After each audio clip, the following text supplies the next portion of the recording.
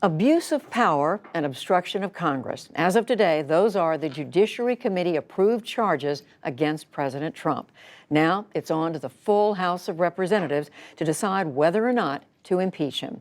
To help us analyze this important week, as always, are Shields and Brooks. That is syndicated columnist Mark Shields and New York Times columnist David Brooks. Hello to both of you. So these two articles of impeachment, David, how strong a case have the Democrats made with this? Well, two things. One, I think they've made a strong case. I think there was clearly a campaign to have a quid pro quo with Ukraine, and it's clearly an impeachable offense. As for the articles of impeachment, I don't like them. Abuse of power, what is that? Like, that's not a criminal thing. Like, it's a vague construct. And same with obstruction of Congress. Like, these are both extremely vague constructs, and I think they lead away from what actually happened, what crime was committed, and what should the punishment be, and they'll lead to a debate over these vague concepts. The concept should hug closely to some sort of criminal concept that's in our court system. So we all have a history about it, so we know the structure of it. And these sort of waft away from it. So I think they made the case. I just don't like the way they framed it.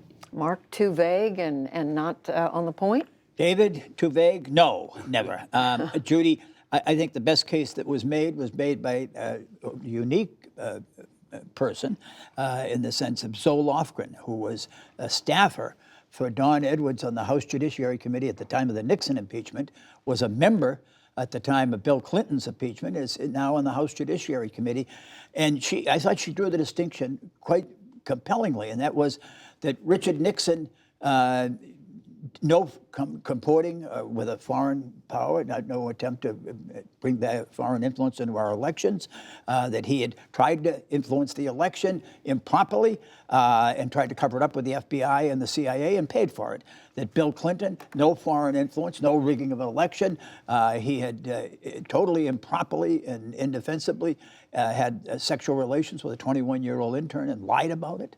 But this was a president trying to rig an election coming up in 2020, using a country, an ally, under duress, facing an external threat to its survival from Moscow and from Russia, and in need of our assistance that had already been voted for, and asking for exchange to get that, meeting even with the president to validate the new leader of our ally there, that they spy on an upcoming election in the president's principal opponent. And you're saying these articles capture that? I think they capture. I mean, I think it's pretty. I just think it's quite straightforward and clearly understandable, to anybody. And I think, Judy, quite honestly, no Republican I know will be able to explain to his or her grandchildren why he or she voted against this. I mean, that this was defensible, that this was acceptable behavior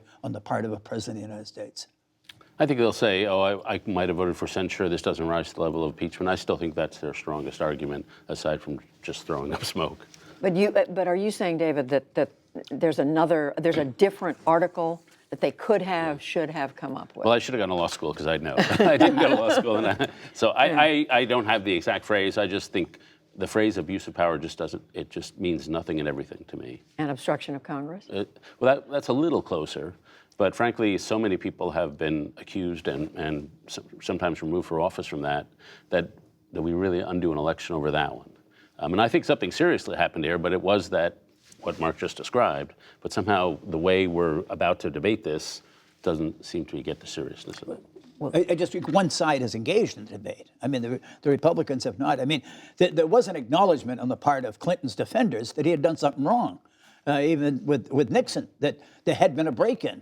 I mean, the Republicans are just in a state of denial. They're sailing blithely on the river denial. I mean, there was nothing was done. This is Mulvaney tells us, wake up and grow up and accept it. Republicans are calling it a sham, a waste of time. The president himself is doing the same thing. He's tweeting a lot. He was out on the campaign trail this week. He was in Hershey, Pennsylvania, talking about the impeachment process, also singling out the chairman of the House Intelligence Committee, Adam Schiff. And here's what the president said. The president of Ukraine repeatedly declared that there was no pressure, but he didn't want to say that. We said, say it. Say it, you crooked bastard, say it. But he doesn't want to say it. We said, say it. I'd like to force him to say it. He'll walk up to the mic. Ladies and gentlemen. Guy's a total corrupt guy. So that plays well with Trump supporters, doesn't it? He's a showman, and that's show business. And I have to say, I had a friend come from, he'd been away in Israel and came back to the United States. And he came to me and said, Trump's really funny.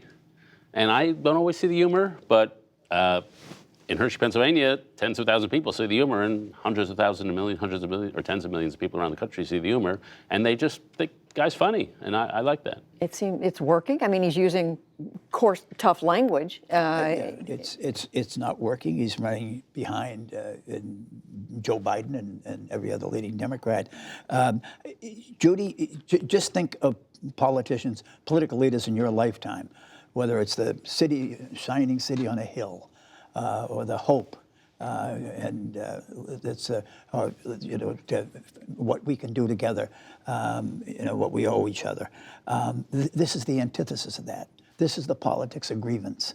This is not that we are surrounded by those with whom we can work, we can reach across the aisle, we can, that my opponent my adversary is not mistaken or ill-informed. My opponent is my enemy and is evil and hates this country and hates you. And boy, if that didn't echo through Jim Jordan's words. I mean, Donald Trump has spawned proteges and knockoff versions. They hate us. They're out to get us. It really is. It's a terribly bleak and dismal and dark America that this president portrays, and those who support him. We've all based our careers on the notion that we can have a conversation. Mm-hmm. And so I stand up for those values as much as anybody. But in a time when people hate the political establishment so much, one of Trump's secrets is to find there has to be a stylistic way of talking that seems different. And even for those of us on our side, have to find a stylistic way of talking that feels authentic to people. And some of the old communication styles that we used to do, or that candidates used to do, I think that just is not resonating with people right now. And that's been true around the world. And you can get somebody who's conservative or progressive who doesn't exhaust everybody all the time, and who actually talks in a normal tone and actually listens. Yep. No. But somehow something has to change, and that's one of the things we've learned, not only from Trump, but the world politics. Some people are pointing to Boris Johnson winning in Britain. I guess just and I agree with David, but just one point, Judy, and that is, at no point is there any celebration of what we've achieved in this country.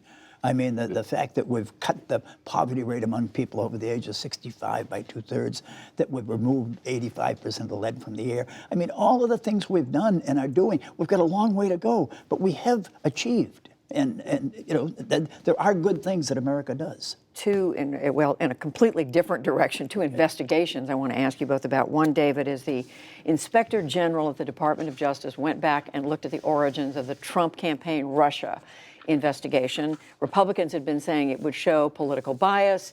The Inspector General said didn't find political bias, but he did find a lot of mistakes. What do we take away from this? Yeah, well, with Fiona Hill and a lot of the people who testified, we saw the federal government at its best. And now we're seeing another side, which is incompetence. And I take them at their word, there was no political bias. But there was certainly a lot of incompetence, and they were certainly spinning the game. And the investigation at Carter Page, just for one example, he was meeting with the Russians, and he was telling the CIA, I just want you to know I'm meeting with them. And the FBI did not disclose that fact that he told the CIA, which certainly makes it look a lot less suspicious than it otherwise would be. And frankly, this vindicates a lot of this, not everything, but a lot of the stuff Devin Nunes was saying, the Republican House Intelligence Committee, saying they weren't playing fair. And so this is a case where maybe there wasn't bias, but there was certainly a lot of incompetence, and there were certainly people getting over their skis in trying to pursue an investigation, maybe without as much cause as they pretended. What do you take away from it?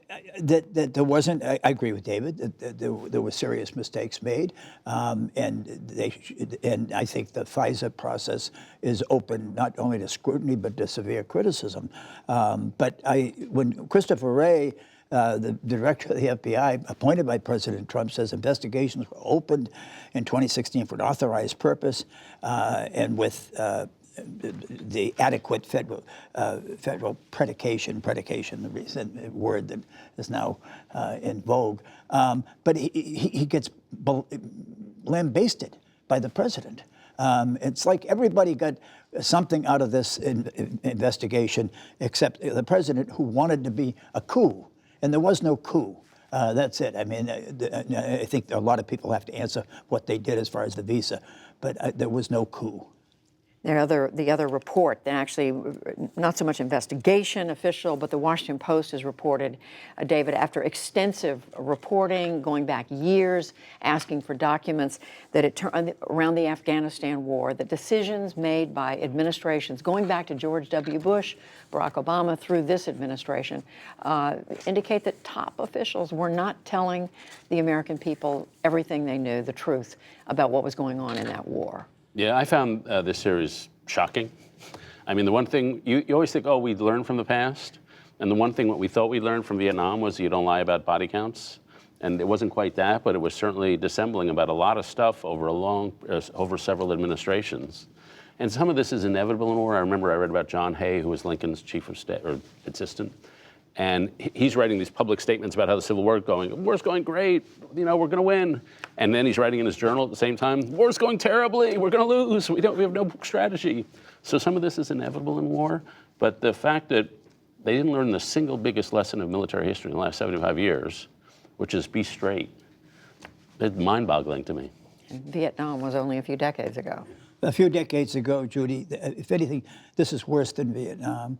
I mean, you think about it, since 2001, the country has just been uninterested, disinterested in the war. 18 years.